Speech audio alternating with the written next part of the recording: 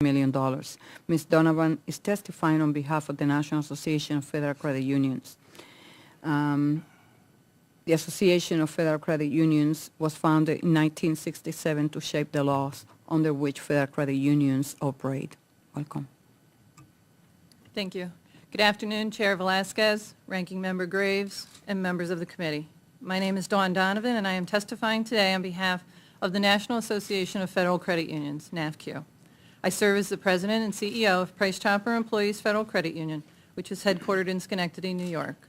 Our credit union has 7 employees, approximately 4,500 members in 6 states, and just over $19 million in assets. NAFCU and the entire credit union community appreciate the opportunity to participate in this discussion regarding financial regulatory restructuring and its impact on America's credit unions. It is widely recognized that credit unions did not cause the current economic downturn. However, we believe we can be an important part of the solution. Credit unions have fared well in the current economic environment, and as a result, many have capital available. Surveys of NAFCU member credit unions have shown that many are seeing increased demand for mortgage and auto loans as other lenders leave the market. Additionally, a number of small businesses who have lost important lines of credit from other lenders are turning to credit unions for the capital that they need. Our nation's credit unions stand ready to help in this time of crisis, and unlike other institutions, have the assets to do so. Unfortunately, an antiquated and arbitrary member business lending cap prevents credit unions from doing more for America's small business community. It is with this in mind that NAFCU strongly supports the passage of H.R. 3380, the Promoting Lending to America's Small Business Act of 2009. This important piece of legislation would raise the member business lending cap to 25% of assets, while also allowing credit unions to supply much-needed capital to underserved areas, which have been among the hardest hit during the current economic downturn. NAFCU also strongly supports the reintroduction of the Credit Union Small Business Lending Act, which was first introduced by Chair Velasquez in the 110th Congress. As the current Congress and administration mull regulatory reform, NAFCU believes that the current regulatory structure for credit unions has served the 92 million American credit union members well. As not-for-profit, member-owned cooperatives, credit unions are unique institutions in the financial services arena and make up only a small piece of the overall financial services pie. We believe that NCUA should remain the independent regulator of credit unions and are pleased to see that the administration's proposal would maintain this independence as well as the Federal Credit Union Charter. NAFCU also believes the proposal is well-intentioned in its effort to protect consumers from the predatory practices that led to the current crisis. We feel there have been many unregulated bad actors pushing predatory products onto consumers, and we applaud efforts to address this abuse. It is with this in mind that we can support the creation of a Consumer Financial Protection Agency, CFPA, which would have authority over non-regulated institutions that operate in the financial services marketplace. However, NAFCU does not believe such an agency should be given authority over regulated, federally insured depository institutions, and opposes extending this authority to credit unions.